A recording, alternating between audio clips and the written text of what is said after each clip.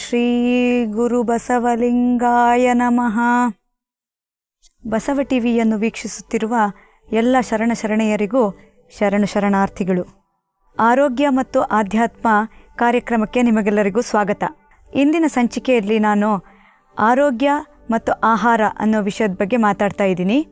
ನಾನು ರಶ್ಮಿ ಪಟ್ವರ್ಧನ್, ಯೋಗ ಶಿಕ್ಷಕಿ ಹಾಗೂ ಆಹಾರ ತಜ್ಞೆ. ಇವತ್ತಿನ ವಿಷಯ ಆಹಾರ ಮತ್ತು ಆರೋಗ್ಯ. ಎಲ್ಲಿಯವರೆಗೆ ಮನುಷ್ಯ ಪ್ರಕೃತಿ ದತ್ತವಾಗಿ ಬದುಕ್ತಿದ್ನೋ ಅಲ್ಲಿವರೆಗೆ ಅವನು ಒಳ್ಳೆಯ ಆರೋಗ್ಯವನ್ನೇ ಹೊಂದಿದ್ದ. ಅಂದರೆ ಒಂದು ಪ್ರಾಕೃತಿಕವಾಗಿ ಅವನ ಜೀವನ ಶೈಲಿ ನಡೀತಾ ಇತ್ತು. ಯಾವುದಾದ್ರೂ ಔಷಧಿಗಳು ಬೇಕಿದ್ರೂ ಗಿಡಮೂಲಿಕೆಗಳಿಂದನೇ ಅವನ ಔಷಧಿ ತಯಾರಾಗ್ತಾ ಇತ್ತು. ಈಗ ನನ್ನದೇ ಎಕ್ಸಾಂಪಲ್ ನಾನು ಹೇಳಬೇಕು ಅಂತಂದರೆ, ನಾನು ಹುಟ್ಟಿ ಬೆಳೆದಿದ್ದು ಒಂದು ಕುಗ್ರಾಮ, ಒಂದು ದಿಡುಪೆ ಅಂತ ಒಂದು ಊರು. ಅಲ್ಲಿ ಯಾವುದೇ ಬಾಹ್ಯ ಸಂಪರ್ಕ ಇಲ್ಲದೇ ಇದ್ದರೂ ಕೂಡ ಪ್ರಾಕೃತಿಕವಾಗಿ ತುಂಬ ಸುಂದರವಾದಂಥ ಪ್ರದೇಶ. ಅಲ್ಲಿ ನಮಗೆ ಯಾವುದಾದ್ರೂ ಒಂದು ಸಣ್ಣ ಪುಟ್ಟ ಜ್ವರ ಅಂತ ಏನಾದರೂ ಸಮಸ್ಯೆ ಬಂದರೂ ಕೂಡ ನಮಗೆ ನಮ್ಮ ಪಕ್ಕದಲ್ಲೇ ಒಬ್ಬರು ವೈದ್ಯರಿದ್ದರು. ಅವರು ಏನಾದರೂ ನಮಗೆ ಜ್ವರ ಬಂದಿದೆ ಅಥವಾ ತಲೆನೋವು ಇದೆ ಆ ಥರ ಏನಾದರೂ ಹೇಳಿದ್ರೆ ಒಂದು 10 ನಿಮಿಷದಲ್ಲಿ ಯಾವುದೋ ಗಿಡಮೂಲಿಕೆಗಳನ್ನು ತಂದು ಅದರಿಂದ ಒಂದು ಔಷಧಿಯನ್ನು ಮಾಡಿ ನಮಗೆ ತಂದು ಕೊಡ್ತಾಯಿದ್ರು. ಅದರ ಜೊತೆಗೆ ಕೆಲವೊಂದು ಆಹಾರ ಪದ್ಧತಿಯ ಮಾರ್ಪಾಡನ್ನು ಕೂಡ ಅವರು ಹೇಳ್ತಾ ಇದ್ದರು. ನಾವು ಅದನ್ನು ಕಟ್ಟುನಿಟ್ಟಾಗಿ ಪಾಲಿಸ್ತಾ ಇದ್ವಿ. ನಮಗೆ ಅದರಿಂದಾಗಿ 1-2 ದಿವಸದಲ್ಲಿ ಯಾವುದೇ ವಯಸ್ಸವರಿಗೂ ಆ ಜ್ವರ ಆಗಲಿ ಅಥವಾ ಹೊಟ್ಟೆ ನೋವು ಅಥವಾ ತಲೆನೋವು ಅಂತ ಯಾವುದೇ ಸಣ್ಣ ಪುಟ್ಟ ಸಮಸ್ಯೆ ಬಂದರೂ ಕೂಡ ಅವ್ರು ಏನು ಮಾರ್ಗದರ್ಶನ ಕೊಟ್ಟಿದ್ರೋ ಅದನ್ನ ಫಾಲೋ ಮಾಡೋದ್ರಿಂದ ನಾವು ಗುಣಮುಖರಾಗ್ತಿದ್ವಿ. ನಾವು ಯಾವಾಗಲೂ ಬ್ಲಡ್ ಟೆಸ್ಟ್ ಆಗಲಿ ಅಥವಾ ದೊಡ್ಡ ದೊಡ್ಡ ಲ್ಯಾಬೊರೇಟ್ರಿಗಳಿಗೆ ಹೋಗಿ ಏನೇನೋ ಟೆಸ್ಟ್ಗಳು ಮಾಡಿಸ್ಕೊಂಡಿದ್ದು ನನ್ನ ನೆನಪಿನಲ್ಲಂತೂ ಖಂಡಿತ ಇಲ್ಲ. ಈಗ ಕಾಲ ಬದಲಾಗಿದೆ. ಅಂದರೆ ಎಲ್ಲರೂ ಅಂಥ ವಾತಾವರಣದಲ್ಲಿ ಇವಾಗ ಇರೋಕ್ಕೆ ಸಾಧ್ಯ ಆಗ್ತಾ ಇಲ್ಲ. ನಗರ ಪ್ರದೇಶಗಳಲ್ಲಿ ಮಾಲಿನ್ಯ ಜಾಸ್ತಿ ಆಗ್ತಾ ಇದೆ, ಜನಸಂಖ್ಯೆ ಜಾಸ್ತಿ. ಇದರಿಂದಾಗಿ ಹಲವಾರು ಸಮಸ್ಯೆಗಳು ಬರುವುದಂತೂ ಸಹಜ. ಆದರೂ ಕೂಡ ನಮ್ಮ ಒಂದು ಚೌಕಟ್ಟಿನಲ್ಲಿ ನಾವು ಯಾವ ಥರ ನಮ್ಮ ಆರೋಗ್ಯವನ್ನು ಕಾಪಾಡ್ಕೋಬೋದು, ಅದು ನಮ್ಮ ಆಹಾರದ ಮೂಲಕ ಹೇಗೆ ನಮ್ಮ ಆರೋಗ್ಯವನ್ನು ನಾವು ಕಾಪಾಡ್ಕೋಬೋದು ಅಂತ ಸುಲಭವಾಗಿ ನಾವು ಅದರ ಬಗ್ಗೆ ವಿಚಾರ ಮಾಡಬಹುದು. ಆರೋಗ್ಯ ಮತ್ತು ಆಹಾರ ಅಂತ ಹೇಳುವಂಥದ್ದು ಎರಡು ಒಂದೇ ನಾಣ್ಯದ 2 ಮುಖಗಳು ಅಂತ ಹೇಳ್ಬೋದು, ಅಥವಾ ಒಂದೇ ಸರಪಳಿಯ ಕೊಂಡಿಗಳು ಅಂತ ಹೇಳ್ಬೋದು. ಅಂದರೆ ನಾವು ಆಹಾರವನ್ನು ಔಷಧಿ ಥರ ತಗೊಳ್ಬಾರ್ದು. ಆಹಾರವನ್ನು ಆಹಾರ ಥರನೇ ಖುಷಿಯಾಗಿ ಸಮತೋಲನ ಆಹಾರವನ್ನು, ನಾರಯುಕ್ತ ಆಹಾರವನ್ನು, ಅದರಲ್ಲಿ ಹಲವಾರು ಅಂಶಗಳು ಒಳಗೊಂಡಿರ್ತವೆ ಆಹಾರದಲ್ಲಿ. ಅಂದರೆ ಖನಿಜಾಂಶಗಳಿರಬಹುದು, ಮಿನರಲ್ಸು, ವಿಟಮಿನ್ಸು, ಇವೆಲ್ಲ ನಮಗೆ ತುಂಬ ಬೇಕಾಗುತ್ತೆ. ನಾರಿನಂಶ ಜಾಸ್ತಿ ಇರುವ ಆಹಾರವನ್ನು ನಾವು ಸೇವಿಸ್ತಾ ಬರಬೇಕಾಗುತ್ತೆ. ಹಾಗೆ ನೀರು ಕೂಡ ಕುಡಿಯುವಂಥದ್ದು ತುಂಬ ಇಂಪಾರ್ಟೆಂಟ್. ಇವಾಗ ನಿಮಗೆ ಅಂದ್ಕೊಂಡಿರ್ಬೋದು, ನೀರು ಕುಡಿಯೋದಕ್ಕೂ ಇವರು ಹೇಳ್ಕೊಡ್ಬೇಕಾ ನಮಗೆ, ಅಥವಾ ನಾವು ಯಾವ ಥರ ಆಹಾರ ತಗೋಬೇಕು ಅಂತ ಇವ್ರು ನಮಗೆ ಹೇಳ್ಕೊಡ್ಬೇಕಾ ಅಂತ ನಿಮ್ಗೆ ಅನ್ನಿಸ್ಬೋದು. ಆದರೆ ನೀವೇ ಒಂದು ಕಡೆ ಕೂತ್ಕೊಂಡು ನೀವು ವಿಚಾರ ಮಾಡಿ ನೋಡಿ, ನಾವು ಇವಾಗ ಯಾವ ಥರದ ಆಹಾರ ತಗೋತಾ ಇದ್ದೀವಿ, ಅಥವಾ ನಮ್ಮ ಮಕ್ಕಳಿಗೆ ನಾವು ಯಾವ ಥರದ ಆಹಾರ ಕೊಡ್ತಾ ಇದ್ದೀವಿ. ನಾವು ತುಂಬ ಮನೆಗಳಲ್ಲಿ ಕೇಳ್ತೀವಿ, ಮಕ್ಕಳು ಊಟನೇ ಮಾಡಲ್ಲ, ಅದು ಮನೆ ಊಟ ಸರಿಯಾಗಿ ಅವ್ರಿಗೆ ಸೇರಲ್ಲ, ಆಚೆದ್ದೇ ಕೇಳ್ತಾರೆ ಅಂತ. ಇದಕ್ಕೆ ಪರಿಹಾರ ನಮ್ಮಲ್ಲೇ ಇದೆ. ನಾವು ದೊಡ್ಡವರು ಆ ಒಂದು ನಿಯಮಿತವಾದ ಸಮತೋಲನ ಆಹಾರವನ್ನು ನಾವು ಪಾಲನೆ ಮಾಡ್ಕೊಂಡು ಬಂದರೆ, ನಮ್ಮ ಮಕ್ಕಳಿಗೂ ನಾವು ಇದೇ ಆಹಾರದ ಪದ್ಧತಿಯನ್ನು ಅವ್ರಿಗೂ ರೂಢಿ ಮಾಡಿದ್ರೆ ಅವ್ರು ಯಾಕೆ ಅದನ್ನು ಅಳವಡಿಸ್ಕೊಳ್ಳಲ್ಲ ತಮ್ಮ ಜೀವನದಲ್ಲಿ ಅಂತ ನಾವು ವಿಚಾರ ಮಾಡಬೇಕು. ಈಗ ಮಕ್ಕಳು ಊಟ ಮಾಡಲ್ಲ ಅಂತಂದರೆ ಅವ್ರಿಗೆ ಏನು ಕೊಡ್ಸೋಕ್ಕೆ ಹೋಗಬಾರ್ದು. ಅಂದರೆ ಕಂಪ್ಲೀಟಾಗಿ ಅವ್ರಿಗೆ ಏನೂ ಆಚೆದು ಕೊಡಿಸ್ಬಾರ್ದು ಅಂತ ನಾನು ಹೇಳ್ತಾ ಇಲ್ಲ, ಬಟ್ ಅದರ ಪ್ರಮಾಣ ತುಂಬ ಕಡಿಮೆ ಆಗ್ತಾ ಬರಬೇಕು. ಈಗ ಮಕ್ಕಳು ಏನು ಹೇಳ್ತಾರೆ, ನನಗೆ ಸ್ಕೂಲಿಂದ ಬಂದಮೇಲೆ ಚಿಪ್ಸೇ ತಿನ್ನಬೇಕು, ಇಲ್ಲಾಂದರೆ ಮ್ಯಾಗಿ ತಿನ್ನಬೇಕು, ಈ ಥರದ್ದು ಸಂಸ್ಕರಿಸಿದ ಆಹಾರಗಳು ಏನಿರುತ್ತೋ ಅದನ್ನು ಕೇಳಿದ್ರೂ ಕೂಡ ಅದನ್ನು ನಾವು ಕೊಡದೇ ಹೋದಾಗ ಅವರು ನ್ಯಾಚುರಲಿ ನಮ್ಮ ಆಹಾರವನ್ನು ತಗೋತಾ ಬರ್ತಾರೆ. ಇದರಿಂದ ಅವರ ಓದಿಗೂ ಇದು ಅವರಿಗೆ ಸಹಾಯ ಆಗುತ್ತೆ. ನಾವು ಯೋಗದಲ್ಲಿ ಏನು ಹೇಳ್ತೀವಿ ಅಂತಂದರೆ, ಸಾತ್ವಿಕ ಆಹಾರ ತಗೋಬೇಕು ಅಂತ ಹೇಳ್ತೀವಿ. ಅಂದರೆ ಸಾತ್ವಿಕ ಆಹಾರ ಅಂದರೆ ಹೆಸರೇ ಹೇಳುವ ಥರ ಸತ್ವಯುತವಾದಂಥ ಆಹಾರ, ಜೀರ್ಣಕ್ರಿಯೆಗೆ ಸುಲಭವಾದಂಥ ಆಹಾರ, ದೇಹಕ್ಕೆ ಚೈತನ್ಯ ಕೊಡುವಂಥ ಆಹಾರ, ಇಡೀ ದಿವಸ ಲವಲವಿಕೆಯಿಂದ ಇರುವಂತೆ ಕಾಪಾಡಿಕೊಳ್ಳುವಂತಹ ಆಹಾರ ಸಾತ್ವಿಕ ಆಹಾರ. ಅಂದರೆ ಜೀರ್ಣಕ್ರಿಯೆಗೆ ಕೂಡ ಸಹಾಯ ಮಾಡುವಂಥ ಆಹಾರ. ಇವಾಗ ನಾವು ಏನು ಮಾಡ್ತೀವಿ, ನಮ್ಮ ಹೊಟ್ಟೆ ಅನ್ನೋ ಚೀಲವನ್ನು ಸಿಕ್ಕಾಪಟ್ಟೆ ಮಿತಿ ಮೀರಿ ಆಹಾರ ತಿಂದು ಅದನ್ನು ಹಲವಾರು ಸಮಸ್ಯೆಗಳು ನಮಗೆ ಉದ್ಭವ ಆಗ್ತಾ ಇದೆ. ಈಗ ದಿನೇ ದಿನೇ ರೋಗಗಳು ಕೂಡ ಹೆಚ್ಚಾಗ್ತಾ ಇದೆ. ಹೃದ್ರೋಗ ಇರ್ಬೋದು, ಅಧಿಕ ರಕ್ತದೊತ್ತಡ, ಮಧುಮೇಹ, ಈ ಥರದ ಬೊಜ್ಜಿನ ಸಮಸ್ಯೆ ನಾವು ಮಕ್ಕಳಲ್ಲೇ ನೋಡ್ಬೋದು. ಬೊಜ್ಜಿನ ಸಮಸ್ಯೆ, ಆಮೇಲೆ ಚಿಕ್ಕ ಮಕ್ಕಳಿಗೆ ಇವಾಗ ಕನ್ನಡಕ ಬೇಕಾದಂತಹ ಪರಿಸ್ಥಿತಿ. ಇದಕ್ಕೆ ಕಾರಣ ಏನು? ನಮ್ಮ ಆಹಾರ ಬದಲಾದಂತಹ, ತೀರಾ ಸಂಸ್ಕರಿಸಿದಂತಹ ಬಣ್ಣದ ಆಹಾರ ತಿಂಡಿಗಳು ನಮಗೆ ಏನು ಬೇಕರಿಗಳಲ್ಲಿ ಸಿಗುತ್ತೆ, ಅದರ ದಾಸಾನುದಾಸರಾಗಿ ಬಿಟ್ಟಿದ್ದೀವಿ ನಾವು ಇವಾಗ. ಹಾಗಾಗಿ ಈ ಎಲ್ಲ ಸಮಸ್ಯೆಗಳನ್ನು ನಾವು ಹತೋಟಿಯಲ್ಲಿ ಇಟ್ಕೋಬೇಕಾದ್ರೆ ನಮ್ಮ ಅಡುಗೆ ನಮ್ಮ ಮನೆಯಿಂದನೇ ಈ ಆಹಾರ ಸಮಸ್ಯೆಯನ್ನು ಈ ಆಹಾರವನ್ನು ಒಂದು ಉತ್ತಮಪಡಿಸ್ಕೊಳ್ಳುವಂಥ ಒಂದು ಪದ್ಧತಿಯನ್ನು ನಾವು ಅಳವಡಿಸ್ಕೋಬೇಕಾಗುತ್ತೆ. ಈಗ ಯಾವ್ಯಾವ ಥರ ಆಹಾರ ಯಾರ್ಯಾರು ಸೇವಿಸಬೇಕು? ಈಗ ಕೆಲವರಿಗೆ ವೈದ್ಯಕೀಯ ಪರಿಮಿತಿ ಇರುತ್ತೆ. ಡಾಕ್ಟ್ರ್ ಏನಾದರೂ ಹೇಳಿರ್ತಾರೆ ಈ ಥರದ ಆಹಾರ ತಗೋಬೇಕು ಅಂತ. ಆವಾಗ ಅವರು ಡಾಕ್ಟ್ರ್ ಏನು ಹೇಳಿದಾರೋ ಆಹಾರವನ್ನೇ ತಗೋಬೇಕು. ಇನ್ ಜನರಲ್ ನಾವು ಮನೆಯಲ್ಲಿ ಯಾವ ಥರ ಆಹಾರ ತಗೋಬೇಕಂದ್ರೆ, ಊಟಕ್ಕಿಂತ ಮುಂಚೆ ನಾವು ಮಧ್ಯಾಹ್ನ ಏನು ಊಟ ಮಾಡ್ತೀವಲ್ವ, ಅದರಲ್ಲಿ ಸಲಾಡ್ಸನ್ನು ಕಂಪಲ್ಸರಿ ನಾವು ಇಡಲೇಬೇಕು. ಅಂದರೆ ಮೊಳಕೆ ಬರೆಸಿದಂಥ ಕಾಳುಗಳಾಗಿರ್ಬೋದು, ಹೆಸರು ಕಾಳು ಮೊಳಕೆ ಬರೆಸಿ, ಅದ್ರ ಜೊತೆ ಸೌತೆಕಾಯಿ, ಒಂದಷ್ಟು ಕ್ಯಾರೆಟು, ಟೊಮೆಟೊ, ಈ ಥರ ಹಣ್ಣುಗಳು, ತರಕಾರಿಗಳು ಎಲ್ಲ ಮಿಕ್ಸ್ ಮಾಡಿದಂಥ ಒಂದು ಸಲಾಡನ್ನು ನಾವು ಊಟದ ಭಾಗವಾಗಿ ತಗೊಳ್ಳೇಬೇಕು. ಹಾಗೆ ಸಿಹಿ, ಖಾರ, ಉಪ್ಪು, ಈ ಥರ ಎಲ್ಲ ಷಡ್ರಸಗಳು ಇರುವಂಥ ಆಹಾರವನ್ನು ನಾವು ಸೇವಿಸ್ತಾ ಬರಬೇಕು. ಇದಕ್ಕೆ ಒಂದು ಸ್ವಲ್ಪ ನಮ್ಮ ತಯಾರಿ ಅಂದರೆ ಪೂರ್ವ ತಯಾರಿ ಇದಕ್ಕೆ ಒಂದು ಸ್ವಲ್ಪ ಬೇಕಾಗುತ್ತೆ. ಯಾವ ಥರ ಆಹಾರ ನಾವು ಹೊಂದಿಸ್ಕೋಬೋದು ಅಂದರೆ, ಇಷ್ಟೇ ಕ್ಯಾಲ್ರಿ ಅಂತ ನಾವು ಕೌಂಟ್ ಮಾಡಿಲ್ಲ ಅಂದರೂ ಕೂಡ ನಮಗೆ ಒಂದಷ್ಟು ಪ್ರೋಟೀನ್ಗಳು ಇರಬೇಕು, ಅದರಲ್ಲಿ ಕಾರ್ಬೋಹೈಡ್ರೇಟ್ ಸಿಗಬೇಕು. ಎಲ್ಲ ಥರದ ಒಂದು ಸಮತೋಲನ ಆಹಾರವನ್ನು ನಾವು ತಗೊಳ್ಳುವಂಥ ರೂಢಿ ಮಾಡ್ಕೋಬೇಕು. ನಮ್ಮ ಹಳೆ ಪದ್ಧತಿನಲ್ಲೇ ಇವಾಗ ಹಬ್ಬಗಳ ಊಟ ಅಂತ ನಾವು ಮಾಡ್ತೀವಿ. ಇಂತಿಂಥ ಹಬ್ಬಕ್ಕೆ ಇಂತಿಂಥ ನೈವೇದ್ಯ, ಇಂತಿಂಥ ಒಂದು ಅಡುಗೆಗಳನ್ನು ಮಾಡೋದು ಅಂತ ಒಂದು ಸಂಪ್ರದಾಯ ನಮ್ಮ ಹಳೆ ಕಾಲದಿಂದಲೇ ಬಂದಿರುವಂಥದ್ದು. ಇದು ಯಾವ ಥರ ಇದೆ ಅಂದರೆ, ಇದಕ್ಕೆ ಒಂದು ಕ್ಯಾಲ್ಕುಲೇಷನ್ ಮಾಡೇ ನಮ್ಮ ಆಯುರ್ವೇದದಲ್ಲೂ ಕೂಡ ಹೇಳ್ತಾರೆ. ಅಂದರೆ ಋತುಗಳಿಗೆ ಸಂಬಂಧಪಟ್ಟಂತೆ, ಆಮೇಲೆ ಆ ಸೀಸನ್ ಅಂದರೆ ಯಾವ್ಯಾವ ಸೀಸನಲ್ಲಿ ಯಾವ್ಯಾವ ಹಣ್ಣುಗಳು ಬರುತ್ತೆ, ಯಾವ್ಯಾವ ತರಕಾರಿ ಬರುತ್ತೆ, ಅದನ್ನು ಯಥೇಚ್ಛವಾಗಿ ನಾವು ಸೇವಿಸ್ತಾ ಬರಬೇಕು ಅಂತ. ಹಾಗೆ ಭಗವದ್ಗೀತಾದಲ್ಲಿ ಕೂಡ ಹೇಳಿದ್ದಾರೆ, ಯುಕ್ತಾಹಾರ ವಿಹಾರಸ್ಯ ಯುಕ್ತಚೇಷ್ಟಸ್ಯ ಕರ್ಮಸು ಯುಕ್ತ ಸ್ವಪ್ನಾವಬೋಧಸ್ಯ ಯೋಗೋ ಭವತಿ ದುಃಖಃ. ಅಂದರೆ ಯುಕ್ತಾಹಾರ ಅನ್ನುವಂಥ ಕಲ್ಪನೆ ನಮಗೆ ಇವಾಗಲ್ಲ, ತುಂಬ ಹಳೆ ಕಾಲದಿಂದನೇ ಬಂದಿರುವಂಥದ್ದು. ಯುಕ್ತ ಆಹಾರ ಅಂದರೆ ಸಮತೋಲಿತ ಆಹಾರ ಅಂತ ಅರ್ಥ. ಅಂದರೆ ಹಸುವಿಂದ ಇರುವಂಥದ್ದು, ಬಳಲುವಂಥದ್ದು ಅಂತ ಖಂಡಿತ ಅಲ್ಲ. ಯುಕ್ತ ಆಹಾರ ಅಂದರೆ ನಮ್ಮ ದೇಹಕ್ಕೆ ಪೋಷಣೆಗೆ ಬೇಕಾದಂತಹ, ಸುಲಭವಾಗಿ ಜೀರ್ಣವಾಗುವಂತಹ, ಮನಸ್ಸಿಗೆ ತೃಪ್ತಿಯಾಗುವಂತಹ ಆಹಾರವನ್ನು ನಾವು ಸೇವಿಸ್ತಾ ಬರಬೇಕಾಗುತ್ತೆ. ಇವಾಗ ನಮ್ಮ ಆಹಾರದ ಕ್ರಮದಲ್ಲಿ ನಮಗೆ ಹತೋಟಿ ಇಲ್ಲ. ಅಂದರೆ ಸಮಯಕ್ಕೆ ಸರಿಯಾಗಿ ನಾವು ಆಹಾರ ತಗೋತಾ ಇಲ್ಲ. ಈಗ ಮೀಟಿಂಗಲ್ಲಿ ಇರ್ಬೋದು, ನಾವು ಯಾವುದಾದ್ರೂ ಒಂದು ಮೀಟಿಂಗಲ್ಲಿ ಅರ್ಜೆಂಟಲ್ಲಿ ಇದ್ದೀವಿ ಅಂತ ಏನೋ ಒಂದು ಬಿಸ್ಕೆಟ್ ಬಾಯಿಗೆ ಹಾಕ್ಕೋತೀವಿ ಅಥವಾ ಚಿಪ್ಸ್ ಬಾಯಿಗೆ ಹಾಕ್ಕೊಂಡು ಅದನ್ನು ಜಗಿತಾ ಇರ್ತೀವಿ, ಊಟದ ಟೈಮನ್ನು ಸ್ಕಿಪ್ ಮಾಡ್ತೀವಿ. ಈ ಥರ ಮಾಡೋದ್ರಿಂದ ಹೊಟ್ಟೆಯಲ್ಲಿ ಗ್ಯಾಸ್ಟ್ರಿಕ್ ಇರ್ಬೋದು, ಈ ಥರದ ಸಮಸ್ಯೆಗಳು ಉಲ್ಬಣವಾಗಿ ಹಲವಾರು ರೋಗಗಳಿಗೆ ಅದು ದಾರಿದೀಪ ಕೂಡ ಆಗುತ್ತೆ. ಹಾಗಾಗಿ ನಾವು ಯಾವುದೇ ನಮ್ಮ ಕೆಲಸದಲ್ಲಿ ಇದ್ದರೂ ಕೂಡ ಊಟಕ್ಕೆ, ತಿಂಡಿಗೆ ಅಂತ ಇಂಥ ಒಂದು ಸಮಯ ನಿಗದಿ ಮಾಡಿ ನಿಧಾನವಾಗಿ ಊಟ ಸೇವನೆ ಕೂಡ ಮಾಡಬೇಕಾಗುತ್ತೆ. ಮುಖ್ಯವಾಗಿ ಬೆಳಗ್ಗೆ ನಾವು ಉಪಹಾರವನ್ನು ನಾವು ಯಾವುದೇ ಕಾರಣಕ್ಕೂ ಸ್ಕಿಪ್ ಮಾಡಬಾರ್ದು ಅಂತ ಹೇಳ್ತಾರೆ. ಯಾಕಂದರೆ ನಾವು ಬೆಳಗ್ಗೆ ಎದ್ದಾಗ ನಮಗೆ ಯಾವ ಥರ ನಮ್ಮಲ್ಲಿ ಎನರ್ಜಿ, ಪಾಸಿಟಿವ್ ಎನರ್ಜಿ ಅಂದರೆ ಧನಾತ್ಮಕ ಚಿಂತನೆಗಳು ನಮ್ಮಲ್ಲಿ ಇರುತ್ತೋ, ನಾವು ಆಹಾರ ತಗೊಂಡ್ಮೇಲೆ ಅದು ಹಾಗೇ ಕಂಟಿನ್ಯೂ ಆಗಿ ಇಡೀ ದಿನದ ನಮ್ಮ ಕೆಲಸ ಕಾರ್ಯಗಳಲ್ಲಿ ಅದು ಉಪಯೋಗಕ್ಕೆ ಬರಬೇಕು. ಅಂದರೆ ಆ ಥರದ ಆಹಾರವನ್ನು ನಾವು ಬೆಳಗ್ಗೆನೇ ಸೇವಿಸಬೇಕು. ಬೆಳಗ್ಗೆ ನಾವು ಬೇಗ ಏಳುವ ಅಭ್ಯಾಸ ಮಾಡ್ಕೊಳ್ಳೋದ್ರಿಂದ ಏನಾಗುತ್ತೆ, ನಾವು ಬೆಳಗ್ಗೆ ಒಂದು 7:30 8 ಗಂಟೆ ಒಳಗಡೆ ನಮ್ಮ ಆಹಾರವನ್ನು ನಾವು ಬ್ರೇಕ್ಫಾಸ್ಟ್ ಅಂತ ಏನು ಹೇಳ್ತೀವಿ, 7:30 8 8:30 ಒಳಗಡೆ ಸೇವಿಸುವಂಥ ಒಂದು ಅಭ್ಯಾಸ, ನಾವು ರೂಢಿಯನ್ನು ಮಾಡ್ಕೋಬೇಕಾಗುತ್ತೆ. ಈ ಬ್ರೇಕ್ಫಾಸ್ಟಲ್ಲಿ ಯಾವ ಥರ ಆಹಾರ ತಗೋಬಹುದು ಅಂತ ನೀವು ಕೇಳ್ಬೋದು.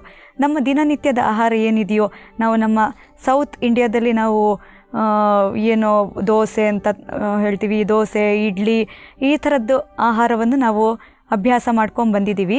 ಈ ಬ್ರೇಕ್ಫಾಸ್ಟ್ ಅಥವಾ ಬೆಳಗ್ಗಿನ ಉಪಹಾರ ಅಂತ ಏನಿದೆ, ಅದನ್ನು ನಾವು ಸ್ಕಿಪ್ ಮಾಡ್ದಲೆ, ಅಂದರೆ ಎಷ್ಟೇ ನಮಗೆ ಕೆಲಸ ಕಾರ್ಯಗಳಲ್ಲಿ ನಾವು ಬ್ಯುಸಿ ಇದ್ದರೂ ಕೂಡ ಈ ಬ್ರೇಕ್ಫಾಸ್ಟ್ ಅನ್ನೋದು ಕೂಡ ನಮ್ಮದೊಂದು ಕೆಲಸ ಅಂತ ಅಂದ್ಕೊಂಡು ತಿಳ್ಕೊಂಡು ನಾವು ನಿಧಾನವಾಗಿ ಅದನ್ನು ಎಷ್ಟು ಬೇಕೋ ಅಷ್ಟೇ, ಅಂದರೆ ನಮ್ಮ ಹೊಟ್ಟೆನೇ ಹೇಳುತ್ತೆ ನಮಗೆ ಎಷ್ಟು ನಾವು ಬ್ರೇಕ್ಫಾಸ್ಟ್ ತೊಗೋಬೇಕು ಅಂತ. ನಮ್ಮ ಹೊಟ್ಟೆನೇ ಒಂದು ಮಿತಿ ಹೇಳುತ್ತೆ. ಅಂದರೆ ವಿಪರೀತವಾಗಿ ನಾವು ತಿನ್ನಕ್ಕೆ ಹೋಗಬಾರ್ದು.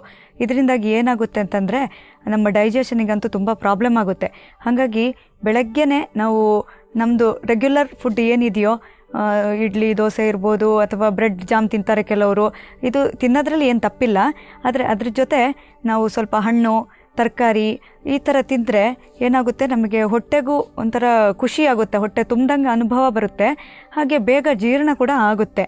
ಹಾಗೆ ಕಾಫಿ ಟೀ ಕುಡಿಲೇಬಾರ್ದಾ ಅಂತ ಒಂದು ನಿಮಗೆ ಪ್ರಶ್ನೆ ಬರಬಹುದು.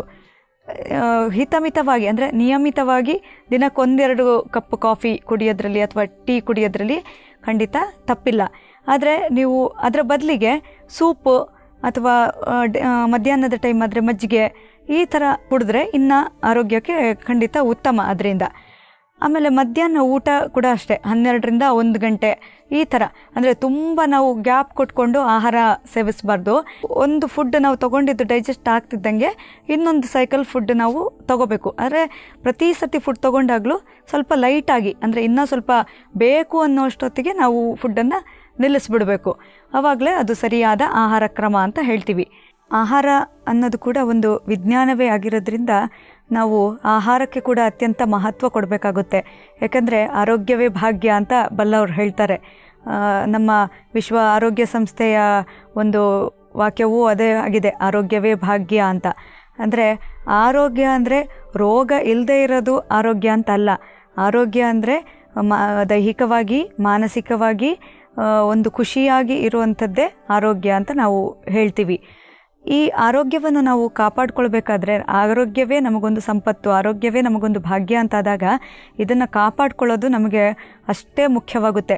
ಆರೋಗ್ಯ ನಮ್ಮ ಮೈಯಲ್ಲಿ ಆರೋಗ್ಯವಿದ್ದರೆ ಮಾತ್ರನೇ ನಾವು ಏನೇ ಒಂದು ಸಾಧನೆ ಮಾಡೋಕ್ಕಾಗಲಿ ಏನೇ ಒಂದು ಕೆಲಸ ಮಾಡೋಕ್ಕಾಗಲಿ ಸಾಧ್ಯ ಅಂತ ನಮಗೆಲ್ರಿಗೂ ಗೊತ್ತಿರುವಂಥ ವಿಚಾರ. ಈ ಆರೋಗ್ಯವನ್ನು ನಾವು ಚೆನ್ನಾಗಿ ಇಟ್ಕೋಬೇಕಾದ್ರೆ ಆಹಾರದಿಂದ ಹೇಗೆ ಇಟ್ಕೋಬೇಕು ಅಂತ ಇವಾಗ ನೋಡ್ತಾ ಇದ್ದೀವಿ. ಆಹಾರ ಅಂತಂದಾಗ ಬರೀ ಏನೋ ಒಂದು ತಿಂದ್ಕೊಂಡ್ರಾಯ್ತು, ಏನೋ ಒಂದು ಹಸಿವು ನೀಗ್ಸೋಕ್ಕೆ ಏನೋ ಒಂದು ತಿಂದ್ಕೊಂಡ್ರೆ ಆಯಿತು ಅಂತ ಹೇಳುವಂಥದ್ದು ಅಲ್ಲ. ಆಹಾರ ಅಂದರೆ ಅದು ವಿಧ ವಿಧವಾಗಿರಬೇಕು, ವೈವಿಧ್ಯತೆಯಿಂದ ಕೂಡಿರಬೇಕು. ಅದು ನೋಡೋಕ್ಕೆ ರಾಸಾಯನಿಕಗಳನ್ನು ಬಳಸದಲೇ ನ್ಯಾಚುರಲಾಗಿ ಕಲರ್ ನಾವು ಫುಡ್ಡನ್ನು ಮಾಡಬೇಕು. ಅಂದರೆ ಈಗ ನಾವು ಚಪಾತಿನೇ ಒಂದು ಮಾಮೂಲಿ ನಾವು ಚಪಾತಿ ಮಾಡ್ತೀವಿ, ಅದು ಗೋಧಿ ಹಿಟ್ಟಿಂದ ಮಾಡ್ತೀವಿ, ಮಾಮೂಲಿ ಒಂದು ಕಲರ್ ಇರುತ್ತೆ. ಅದನ್ನೇ ಸ್ವಲ್ಪ ಆಕರ್ಷಕವಾಗಿ ಹೆಲ್ದಿಯಾಗಿ ಇನ್ನು ಮಾಡಬೇಕಂದ್ರೆ ಅದಕ್ಕೆ ಒಂದು ಬೀಟ್ರೂಟ್ ಹಾಕಿ ಮಾಡ್ಬೋದು, ಅಥವಾ ಪಾಲಕ್ ಸೊಪ್ಪು ಹಾಕಿ ಮಾಡ್ಬೋದು, ಕ್ಯಾರೆಟ್ ಹಾಕಿ ಮಾಡ್ಬೋದು. ಈ ಥರ ಮಾಡೋದ್ರಿಂದ ಅದರ ಕಲರು ತುಂಬ ಚೆನ್ನಾಗಾಗುತ್ತೆ, ನೋಡೋಕ್ಕೂ ಖುಷಿ ಆಗುತ್ತೆ, ಆರೋಗ್ಯ ಕೂಡ ಇದರಿಂದ ಚೆನ್ನಾಗಾಗುತ್ತೆ. ಇದೊಂದು ಕಲೆಯನ್ನು ನಮಗೆ ವ್ಯಕ್ತಪಡಿಸೋದಕ್ಕೆ ಕೂಡ, ನಮ್ಮ ಕಲೆಯನ್ನು ತೋರಿಸೋದಕ್ಕೆ ಕೂಡ ಒಂದು ಮಾರ್ಗ ಕೂಡ ಆಗುತ್ತೆ. ಈ ಥರ ನಾವು ಪಾಸಿಟಿವ್ ಆಗಿ ಥಿಂಕ್ ಮಾಡ್ತಾ ಬರಬೇಕು. ಆಹಾರ ಅನ್ನುವಂಥದ್ದನ್ನು ಕೂಡ ನಾವು ತುಂಬ ನೆಗ್ಲೆಕ್ಟ್ ಮಾಡಬಾರ್ದು. ಸ್ವಲ್ಪ ಹಿಂದಿನ ವಿಚಾರ ಏನಿತ್ತು ಅಂತಂದರೆ ಅಡುಗೆ ಮನೆ ಅಂದರೆ ತುಂಬ ತಾತ್ಸಾರ ಥರ ನೋಡ್ತಾ ಇದ್ರು. ಬಟ್ ಇವಾಗ ಜನರ ಥಿಂಕಿಂಗ್ ಸ್ವಲ್ಪ ಬದಲಾಗಿದೆ. ಇದು ತುಂಬ ಒಳ್ಳೆಯ ವಿಚಾರ. ಅಂದರೆ ಪ್ರತಿಯೊಬ್ಬರು ಈ ಅಡುಗೆನಲ್ಲಿ ಇಂಟ್ರೆಸ್ಟ್ ತೋರಿಸ್ತಾ ಇದ್ದಾರೆ, ಈ ಆರೋಗ್ಯದ ಕಡೆ ಸ್ವಲ್ಪ ಇವಾಗ ಗಮನ ಜಾಸ್ತಿ ಕೊಡ್ತಾ ಇದ್ದಾರೆ ನಮ್ಮ ಜನ. ಒಂದು ಉತ್ತಮ ಬೆಳವಣಿಗೆ ಅಂತ ನಾವು ಹೇಳ್ಬೋದು. ಯಾಕಂದರೆ ಇಂದಿನ ನಮ್ಮ ಒತ್ತಡಮಯ ಜೀವನದಲ್ಲಿ ಆರೋಗ್ಯವಾಗಿರಬೇಕಾದ್ರೆ ಆರಾಮ್ಸೆ ಕೂತ್ಕೊಂಡು ಊಟ ಮಾಡೋದು ಕೂಡ ತುಂಬ ಮುಖ್ಯ ಪಾತ್ರನೇ ವಹಿಸುತ್ತೆ. ಅದರಲ್ಲಿ ರಾಸಾಯನಿಕಗಳನ್ನು ನಾವು ಬಳಸಿ, ಅಂದರೆ ನಾವು ಬೇಕರಿನಲ್ಲಿ ನಮ್ಗೆ ಏನು ಸಿಗುತ್ತೆ ಅದರಲ್ಲಿ ಡಾಲ್ಡಾ ಜಾಸ್ತಿ ಬಳಸಿರ್ತಾರೆ, ಮೈದಾ ಬಳಸಿರ್ತಾರೆ. ಇದನ್ನೆಲ್ಲ ನಾವು ಸ್ವಲ್ಪ ಕಮ್ಮಿ ಮಾಡ್ತಾ ಬರಬೇಕು. ಒಂದೇ ಸರ್ತಿ ನಾವು ನಿಮ್ಮ ಆಹಾರದ ಕ್ರಮವನ್ನು ಇವತ್ತಿನ ನಾಳೆಗೆ ನೀವು ಚೇಂಜ್ ಮಾಡಿ ಅಂದರೆ ಖಂಡಿತ ಯಾರಿಗೂ ಮಾಡೋಕ್ಕಾಗಲ್ಲ, ಅದು ಸಾಧ್ಯವೂ ಇಲ್ಲ, ಅದು ಆ ಥರ ನಾವು ಹೇಳೋಕ್ಕೂ ಆಗಲ್ಲ. ನಿಧಾನವಾಗಿ ಪ್ರತಿಯೊಂದನ್ನು ಅಷ್ಟೇ ನಾವು ಒಳ್ಳೆಯ ಬೆಳವಣಿಗೆಗೆ ನಾವು ನಿಧಾನವಾಗಿ ಹೋಗಬೇಕಾಗುತ್ತೆ. ಈ ಪರಿವರ್ತನೆ ಅಂತ ಹೇಳುವಂಥದ್ದು ಹಂತವಾಗಿ ಬರಬೇಕಾಗುತ್ತೆ. ಈಗ ನಾವು ನಮ್ಮ ಯೋಗದ ಮೂಲಕ ಹೇಳೋದಾದರೆ ಅಥವಾ ನಮ್ಮ ಒಂದು ಶಾಸ್ತ್ರಗಳಿಗೇನು ಹೇಳ್ತವೆ ಅಂದರೆ ಸಸ್ಯಾಹಾರನೇ ಎಲ್ಲ ಇದಕ್ಕೂ ಸೂಕ್ತ ಅಂತ ಹೇಳ್ತೀವಿ. ಮಾಂಸಾಹಾರ ನಾವು ಕಂಪ್ಲೀಟ್ ನಿಷಿದ್ಧ ಅಂತ ಹೇಳ್ತೀವಿ. ಆದರೆ ಮಾಂಸಾಹಾರಿಗಳಿಗೆ ನಾವು ಇವತ್ತಿಂದ ಇವತ್ತೇ ನೀವು ಎಲ್ಲ ಬಿಡಿ ಅಂತ ಹೇಳಿದ್ರೆ ಅವ್ರಿಗೂ ಸ್ವಲ್ಪ ಅದು ಕಷ್ಟ ಆಗ್ಬೋದು. ಹಂತ ಹಂತವಾಗಿ ಇದನ್ನು ಅವರು ಅಳವಡಿಸ್ಕೊಂಡ್ಬಂದರೆ ಅವ್ರಿಗೂ ಅದರ ಮಹತ್ವ ಗೊತ್ತಾಗುತ್ತೆ, ಬದಲಾವಣೆ ಗೊತ್ತಾಗುತ್ತೆ. ಆರೋಗ್ಯದಲ್ಲಾಗಲಿ ಅವರ ಚಿಂತನೆಗಳಲ್ಲಾಗಲಿ ಬದಲಾವಣೆಗಳು ಖಂಡಿತ ಗೊತ್ತಾಗುತ್ತೆ. ನಾವು ಈ ಸಾತ್ವಿಕ ಆಹಾರ ಅಂತ ಏನಕ್ಕೆ ನಾವು ಪದೇ ಪದೇ ಹೇಳ್ತೀವಿ ಅಂತಂದರೆ, ಇದರಲ್ಲಿ ಯಾವುದೇ ಪ್ರಚೋದಕ ಶಕ್ತಿಗಳಿರಲ್ಲ. ನಿಮಗೆ ಇದರಿಂದ ಆಲಸ್ಯ ಆಗಲಿ, ಸೋಮಾರಿತನ, ಈ ಥರದ್ದು ಸಮಸ್ಯೆಗಳು ಅಥವಾ ನಿದ್ರೆ ಬರೋದಾಗಲಿ, ಇಂಥ ಸಮಸ್ಯೆಗಳು ಕಮ್ಮಿ ಆಗುತ್ತೆ. ಅಂದರೆ ನಿದ್ದೆನೇ ಮಾಡಬಾರ್ದು ಅಂತಲ್ಲ, ಬಟ್ ನೀವು ಇವಾಗ ಓದಕ್ಕೆ ಕೂತಾಗ ನಿಮಗೆ ನಿದ್ದೆ ಬರುತ್ತೆ. ನಮಗೆ ನಿದ್ದೆ ಯಾವಾಗ ಬರುತ್ತೆ ಅಂದರೆ ಹೊಟ್ಟೆ ತುಂಬ ಫುಲ್ ಓವರ್ಲೋಡ್ ಆದಾಗ ನಮಗೆ ಇಮಿಡಿಯೇಟ್ ನಿದ್ದೆ ಬರುತ್ತೆ. ಹಾಗಾಗಿ ನಾವು ಯಾವಾಗಲೂ ಊಟವನ್ನು ಅಷ್ಟೇ ಹದವರಿತು ಊಟ ಮಾಡುವಂಥ ಕಲೆಯನ್ನು ನಾವು ಸಿದ್ಧಿಸ್ಕೋಬೇಕು. ನಮ್ಮ ಜೀವನ ಶೈಲಿಯನ್ನೇ ಮಾರ್ಪಾಡು ಮಾಡ್ಕೋಬೇಕು ಸ್ವಲ್ಪ. ಇದೆಲ್ಲ ಆರೋಗ್ಯಕ್ಕೆ ನಾವು ಒಂದೊಂದೇ ಹೆಜ್ಜೆ ನಾವು ಮುಂದೆ ಉತ್ತಮ ಆರೋಗ್ಯಕ್ಕೆ ನಾವು ಇಡ್ತಿರುವಂಥ ಒಳ್ಳೆಯ ಹೆಜ್ಜೆಗಳು ಇವೆಲ್ಲ. ಈ ಥರ ಇವತ್ತಿನ ನಾಳೆಗೆ ಇದು ಆಗದೇ ಇದ್ರೂ ಹಂತ ಹಂತವಾಗಿ ಇದನ್ನೆಲ್ಲ ನಾವು ಮಾಡ್ತಾ ಬರಬೇಕಾಗುತ್ತೆ. ಆಮೇಲೆ ಯಾವ ಥರ ಆಹಾರ ತಗೋಬೇಕು ಅಂತ ಒಂದು ಪ್ರಶ್ನೆ ಬರ್ಬೋದು. ನಮ್ಮ ಆಹಾರದಲ್ಲಿ ನಾವು ಹಣ್ಣು ತರಕಾರಿಗಳನ್ನು ಜಾಸ್ತಿ ಬಳಸ್ತಾ ಬರಬೇಕು. ಆಮೇಲೆ ಪ್ರೋಟೀನ್ ನಮಗೆ ಸಿಗಬೇಕು ಅಂತಂದರೆ, ಪ್ರೋಟೀನ್ ನಮ್ಮ ದೇಹಕ್ಕೆ ಶಕ್ತಿ ಕೊಡೋದಕ್ಕೆ ನಮಗೆ ಪ್ರೋಟೀನ್ಗಳು ಬೇಕೇ ಬೇಕು. ನಮ್ಮ ವಿಚಾರಗಳು ಚಿಂತನೆಗಳು ಬರಬೇಕಾದ್ರೆ ಪ್ರೋಟೀನ್ ದೇಹದಲ್ಲಿ ಇಲ್ಲದೇ ಇದ್ದರೆ ನಮಗೆ ಸಾಧ್ಯನೇ ಇಲ್ಲ. ನಮ್ಮ ಮಾಂಸಖಂಡಗಳು ಬೆಳಿಬೇಕು, ಇಂಥದಕ್ಕೆಲ್ಲ ರಕ್ತ ಸಂಚಲನೆ ಸರಿಯಾಗಿ ಆಗಬೇಕು, ರೋಗ ನಿರೋಧಕ ಶಕ್ತಿ ಹೆಚ್ಚಬೇಕು ಅಂತಂದರೆ ಪ್ರೋಟೀನ್ಗಳು ನಮಗೆ ತುಂಬ ಮುಖ್ಯವಾಗಿ. ವಿಟಮಿನ್ಗಳು, ಪ್ರೋಟೀನ್ಗಳು ಇವೆಲ್ಲ ತುಂಬ ಬೇಕೇ ಬೇಕು. ಇದಕ್ಕೆ ಮುಖ್ಯವಾಗಿ ಬೇಳೆಕಾಳುಗಳನ್ನು ನಾವು ಯೂಸ್ ಮಾಡಬೇಕಾಗುತ್ತೆ ಜಾಸ್ತಿ. ಆಮೇಲೆ ಹಸಿ ಕಾಳುಗಳು ಇರ್ಬೋದು, ಇವಾಗ ಅವರೆಕಾಳು, ಬಟಾಣಿ ಕಾಳು, ತೊಗರಿ ಕಾಳು, ಈ ಥರದ್ದು ವೈವಿಧ್ಯಮಯವಾದಂಥ ಕಾಳುಗಳು ನಮಗೆ ಲಭ್ಯ ಇದೆ, ಬೇಳೆಕಾಳುಗಳು ಲಭ್ಯ ಇದೆ. ಇವನ್ನೆಲ್ಲ ನಾವು ಬೇರೆ ಬೇರೆ ರೀತಿಯ ಅಡುಗೆಗಳಲ್ಲಿ ಬಳಸ್ಕೊಳ್ಳೋಣ. ಅದನ್ನು ಹಿತವಾಗಿ ಮಿತವಾಗಿ ನಾವು ಸೇವಿಸ್ತಾ ಬರೋಣ. ಇದರಿಂದ ನಮಗೆ ಒಂದು ವೆರೈಟಿ ಕೂಡ ಇರುತ್ತೆ. ನಮಗೆ ದಿನ ಅನ್ನ ಸಾರು ಊಟ ಮಾಡಬೇಕು ಅಂದರೆ ಯಾರಿಗಾದರೂ ಬೇಜಾರಾಗೇ ಆಗುತ್ತೆ. ಹಾಗಾಗಿ ನಮ್ಮ ಆಹಾರದಲ್ಲಿ ಒಂದೇ ವೆರೈಟಿ ಮಾಡೋ ಬದಲು ಒಂದು 3-4 ಥರ ವೆರೈಟಿ ಮಾಡಿಕೊಂಡು ಒಂದು ಸ್ವಲ್ಪ ಸ್ವಲ್ಪ ಎಲ್ಲದನ್ನು ಟೇಸ್ಟ್ ಮಾಡೋದಷ್ಟು ನಾವು ತಿಂದರೆ ನಮಗದು ಸಾಕಾಗುತ್ತೆ ನಮ್ಮ ಹೊಟ್ಟೆಗೆ. ಆಮೇಲೆ ನೀರು ಕುಡಿಯೋದು ಅಷ್ಟೇ ತುಂಬ ಇಂಪಾರ್ಟೆಂಟು. ಸಾಮಾನ್ಯ ಒಬ್ಬ ವ್ಯಕ್ತಿಗೆ ಒಂದು ದಿನಕ್ಕೆ 2-3 ಲೀಟ್ರ್ ನೀರು ಬೇಕೇ ಬೇಕು. ಪ್ರತಿಯೊಬ್ಬ ವ್ಯಕ್ತಿಗೆ 2-3 ಲೀಟ್ರ್ ಬೇಕೇ ಬೇಕು. ನೀರು ಮುಖ್ಯವಾಗಿ ಏನು ಕೆಲಸ ಮಾಡುತ್ತೆ ಅಂದರೆ, ನಮ್ಮ ರಕ್ತದಿಂದ ಬೇಡದಿರೋ ವಸ್ತುಗಳನ್ನು ಆಚೆ ಹಾಕೋಕ್ಕೆ ಅದು ಹೆಲ್ಪ್ ಮಾಡುತ್ತೆ. ಆಮೇಲೆ ನಮ್ಮ ಜೀರ್ಣಕ್ರಿಯೆಯಲ್ಲಿ ಹೆಲ್ಪ್ ಮಾಡುತ್ತೆ. ಆಮೇಲೆ ಹಾಗೆ ಮೂತ್ರ ಮಲ ವಿಸರ್ಜನೆ ಈ ಥರ ಬೇಡದಿರೋ ವಸ್ತುಗಳನ್ನು ದೇಹದಿಂದ ಹೊರ ಹಾಕೋಕ್ಕೆ ಅಥವಾ ಬೆವರಿನ ರೂಪದಲ್ಲಿ ಹೊರ ಹಾಕೋಕ್ಕೆ ಈ ಥರದ್ರಲ್ಲಿ ನೀರು ಸಹಾಯ ಮಾಡುತ್ತೆ. ಆಮೇಲೆ ನಮ್ಮ ದೇಹದಲ್ಲಿ ನೀರಿನ ಅಂಶ ಕಡಿಮೆ ಆದಾಗ ನಮಗೆ ಸುಸ್ತು ಥರ ಅನುಭವ ಆಗುತ್ತೆ. ನೀವು ಸುಸ್ತು ಅಂತ ಹೇಳಿಬಿಟ್ಟು ನೀವು ವೈದ್ಯರ ಬಳಿ ಹೋದಾಗ ಮೊದಲಿಗೆ ಅವ್ರು ಕೇಳೋ ಪ್ರಶ್ನೆನೇ ಇದು, ದಿನಕ್ಕೆ ಎಷ್ಟು ನೀರು ಕುಡಿತೀರಾ ಅಂತ. ಪ್ರತಿಯೊಬ್ಬ ವೈದ್ಯರು ಹೇಳುವಂಥದ್ದು ಒಂದೇ ಮಾತು, ದಿನಕ್ಕೆ 2-3 ಲೀಟ್ರು ನಿಮ್ಮ ದೇಹಕ್ಕೆ ಅನುಗುಣವಾಗಿ ನೀರು ಕುಡಿಲೇಬೇಕು. ಪ್ರತಿಯೊಬ್ಬರು ನೀರು ಕುಡಿಲೇಬೇಕು ಅಷ್ಟು ಅಂತ. ಯಾಕಂದರೆ ನಮ್ಮ ರಕ್ತ ಪರಿಚಲನೆ ಚೆನ್ನಾಗಾಗಬೇಕಾದ್ರೆ, ರೋಗ ನಿರೋಧಕ ಶಕ್ತಿ ಹೆಚ್ಚಬೇಕಾದ್ರೆ, ನಮ್ಮ ಮೂತ್ರಮಲ ವಿಸರ್ಜನೆ ಸರಿಯಾಗಿ ಆಗಬೇಕಾದ್ರೆ, ಒಟ್ಟಿನಲ್ಲಿ ಒಳ್ಳೆಯ ಆರೋಗ್ಯ ಇರಬೇಕಾದ್ರೆ ನೀರು ಕುಡಿಯೋದು ಕೂಡ ಅಷ್ಟೇ ಮುಖ್ಯವಾಗಿರುತ್ತೆ ಅಂತ ಇದರಲ್ಲಿ ತಿಳಿದು ಬರುತ್ತೆ. ಹಾಗೆ ನಾವು ನಮ್ಮ ಧಾವಂತದ ಬದುಕಿನಲ್ಲಿ ನಾವು ಎಲ್ಲರೂ ಒಟ್ಟಿಗೆ ಕೂತ್ಕೊಂಡು ಊಟ ಮಾಡೋದು ಅದನ್ನೆಲ್ಲ ನಾವು ಇವಾಗ ಮರ್ತು ಬಿಟ್ಟಿದ್ದೀವಿ. ನಾವು ಟಿ ವಿ ನೋಡ್ತಾ ಊಟ ಮಾಡ್ತೀವಿ, ಅಥವಾ ಏನಾದರೂ ಮೊಬೈಲಲ್ಲಿ ಏನಾದರೂ ವೀಡಿಯೋ ನೋಡ್ತಾ ಊಟ ಮಾಡ್ತೀವಿ. ಇದರಿಂದ ಏನಾಗುತ್ತೆ ತೊಂದರೆ ಅಂತಂದರೆ, ನಾವು ಅಗತ್ಯಕ್ಕಿಂತ ಹೆಚ್ಚಾಗಿ ಸೇವಿಸ್ಬಿಡ್ತೀವಿ ಒಂದೊಂದು ಸರ್ತಿ, ಅಥವಾ ನಮಗೆ ಬೇಕಾಗುವಷ್ಟು ನಾವು ಸೇವಿಸೋದೇ ಇಲ್ಲ.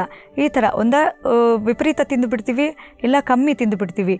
ಇದರಿಂದ ಏನಾಗುತ್ತೆ ಅಂತಂದರೆ, ನಮ್ಮ ಆರೋಗ್ಯಕ್ಕಂತೂ ಖಂಡಿತ ಇದರಿಂದ ಒಳ್ಳೆಯದಲ್ಲ. ನಾವು ಆಹಾರ ಸೇವಿಸಬೇಕಾದ್ರೆ ನಮ್ಮ ಪಂಚೇಂದ್ರಿಯಗಳು ಕೂಡ ಅದರಲ್ಲಿ ಕಾರ್ಯನಿರತವಾಗಿರಬೇಕು ಅಂತ ನಮ್ಮ ಗ್ರಂಥಗಳು ಹೇಳ್ತವೆ. ಹಾಗೆ ಒಂದು ಸಂಸ್ಕೃತದಲ್ಲಿ ಒಂದು ಮಾತಿದೆ, ದೀರ್ಘ ಚಷ್ಕುಲಿ ಭಕ್ಷಣ ನ್ಯಾಯ ಅಂತ. ಅಂದರೆ ಇದು ತುಂಬ ಸುಂದರವಾಗಿ ಹೇಳಿದ್ದಾರೆ ಇದನ್ನು. ದೀರ್ಘ ಚಷ್ಕುಲಿ ಅಂದರೆ ದೊಡ್ಡ ಚಕ್ಕುಲಿ ಅಂತ.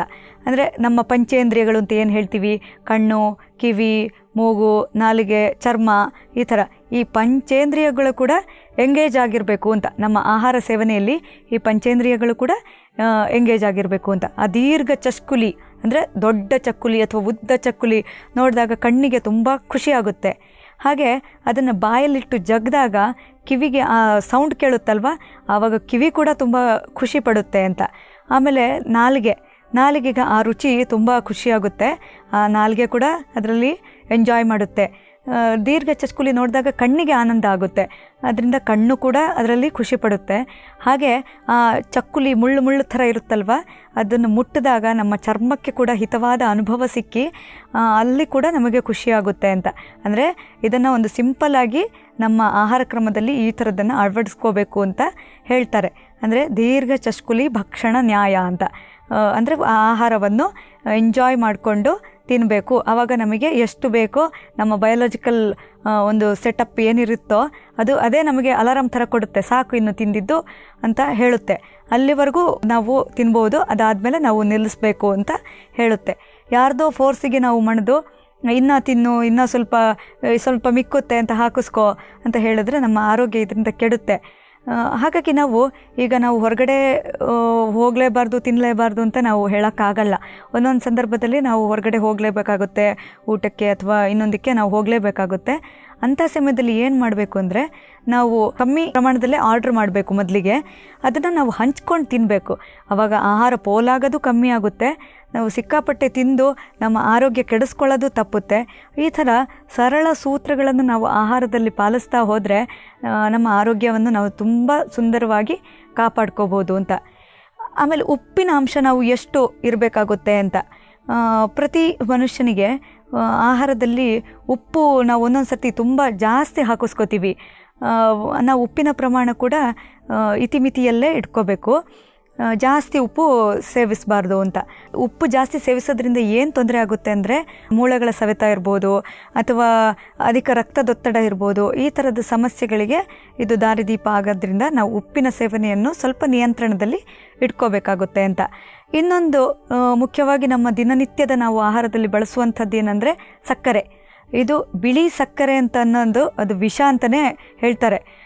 ಇದನ್ನು ಆದಷ್ಟು ನಾವು ಕಡಿಮೆ ಮಾಡಬೇಕು. ಇವಾಗ ಕಾಫಿ ಟೀನಲ್ಲಿ ನಾವು ಸಕ್ಕರೆ ಬಳಸೋ ಬದಲು ಇದಕ್ಕೆ ಪರ್ಯಾಯವಾಗಿ ನಾವು ಬೆಲ್ಲದ ಪುಡಿ ಬರುತ್ತೆ, ಸಾವಯವ ಬೆಲ್ಲ ಬರುತ್ತೆ, ಆ ಬೆಲ್ಲದ ಪುಡಿನ ಬಳಸ್ಕೊಂಡು ಸಕ್ಕರೆಯನ್ನು ನಾವು ಕಮ್ಮಿ ಮಾಡ್ಕೋಬಹುದು ಅಂತ. ಯಾಕಂದರೆ ಸಕ್ಕರೆಯಲ್ಲಿ ಅದು ತುಂಬ ಸಂಸ್ಕರಿಸಿದಂತಹ ಒಂದು ವಸ್ತು ಆಗಿರೋದ್ರಿಂದ ಇದು ನಮ್ಮ ಜೀರ್ಣದಲ್ಲಿ ತುಂಬ ಕಷ್ಟ ಕೊಡುತ್ತೆ. ನಮಗಿದು ನಮ್ಮ ಆರೋಗ್ಯವನ್ನೇ ಏರುಪೇರು ಮಾಡುತ್ತೆ. ಅತಿ ಅಧಿಕವಾದ ಸಕ್ಕರೆ ಸೇವನೆಯಿಂದ ನಮಗೇನಾಗುತ್ತೆ ಅಂದರೆ, ಮುಖ್ಯವಾಗಿ ಈ ಡಯಾಬಿಟೀಸ್ ಅಂತ ಏನೋ ಕಾಯಿಲೆ ಇದೆ, ಅದಕ್ಕೇನೂ ಒಂದು ಕಾರಣ ಆಗುತ್ತೆ ಅಂತ ಹೇಳ್ತಾರೆ. ಅದೊಂದೇ ಕಾರಣ ಅಲ್ಲ ಇರ್ಬೋದು, ಬಟ್ ಅದು ಒಂದು ಕಾರಣ ಆಗೋದ್ರಿಂದ ಆದಷ್ಟು ಆ ಬಿಳಿ ಸಕ್ಕರೆಯನ್ನು ನಾವು ಕಮ್ಮಿ ಪ್ರಮಾಣದಲ್ಲಿ ಸೇವಿಸ್ತಾ ಬರಬೇಕು ಅಂತ. ಯಾಕಂದರೆ ಅದು ದಿನಕ್ಕೊಂದು 3 ಸ್ಪೂನ್ ಸಕ್ಕರೆ ಸೇವಿಸಿದ್ರೇ ಅದು ತುಂಬ ಓವರ್ ಡೋಸ್ ಅಂತ ಹೇಳ್ತೀವಿ. ಅದೇ ಥರ ನಾವು ಅದರ ಬದಲಿಗೆ ನಾವು ಬೆಲ್ಲ ಬಳಸಿದರೆ, ದಿನಕ್ಕೆ 1 ಸ್ಪೂನ್ ಸಕ್ಕರೆ ಬಳಸಿದರೆ ಖಂಡಿತ ಯಾವುದೇ ಅಂಥ ಹಾನಿ ಅಂತೂ ಆಗಲ್ಲ ಅಂತ.